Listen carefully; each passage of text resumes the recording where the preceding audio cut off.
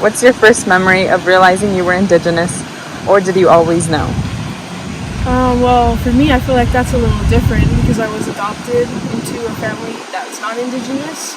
I felt like my first memory of not knowing I was Indigenous, but feeling that I might have been connected to the culture was when we were doing our mission projects in like 3rd grade, and we were looking at pictures of the Indigenous women, and I just remember thinking, I really look like them, and I think it's really cool, but I was always told, oh, you're Mexican, you just look like them because you're both brown. So that's really my first memory of being Indigenous.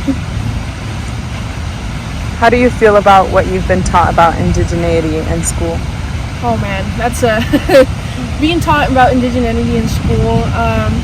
As a little kid, I feel like I was really excited because I thought it was cool. Like, hey, we're learning about the people who lived on this land, about what they gave to us, and now it makes me really angry knowing about the history of this country and everything that's happened to the people and my people, and knowing that what I was taught as a little kid was wrong, and knowing that other Indigenous kids are also being taught wrong.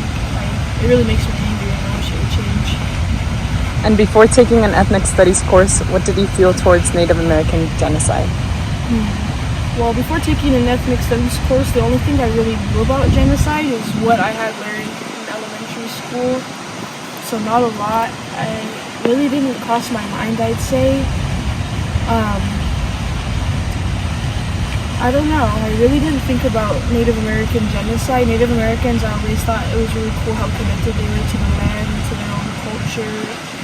But yeah, before ethnic studies, I really had no idea about the genocide at all. Do you feel like you were ever treated differently from your peers because of your ethnicity?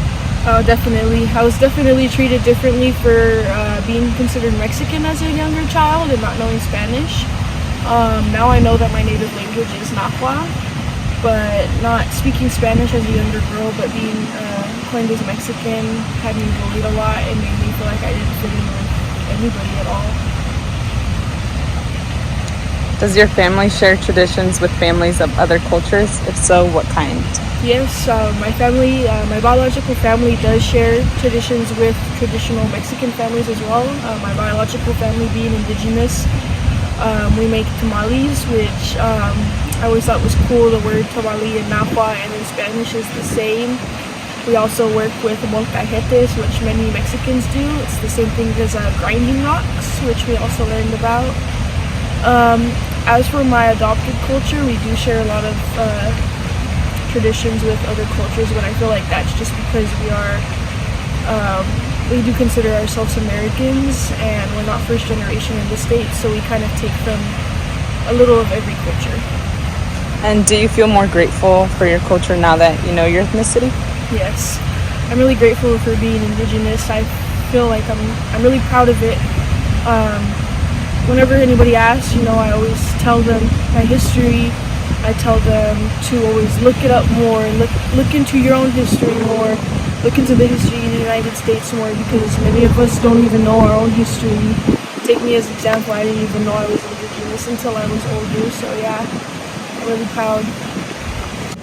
Did you ever feel imposter syndrome in your culture? I would say yeah. I definitely feel like sometimes, I wouldn't say I'm faking it because I'm not, but in a way I am, not knowing my native language, Nahua, but also knowing that many people don't know it brings me a bittersweet comfort in a way. I feel like I do feel like a fake sometimes when it comes to going to like traditional American, like United States Native American powwows and stuff. We don't have that in our culture, and I feel like some people are like, well, how are you Native American if you don't have traditions like that? And it makes me feel a little bit of that imposter syndrome. How do you feel when people use stereotypical terminology to describe your culture? It makes me angry, but I also can't show that anger right away because many people don't understand that the terminology that they're using is stereotypical. For example, like the word Indian, that is offensive to many Native Americans. We prefer Indigenous or Native American or First Nations. But you can only teach. You teach the first time, and if it keeps on happening, then you can get angry. But yeah, I get angry, but I prefer to teach rather than show my anger first. And what do you identify as when you're given like a census or some type of paperwork to identify who you are?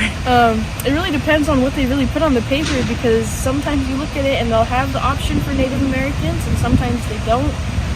But in my circumstances, I always just put Hispanic because I'm indigenous to Mexico, and many of the benefits and not benefits, but things that are offered to Native Americans here in the United States are only offered to Native Americans born in the United States. So I don't want to.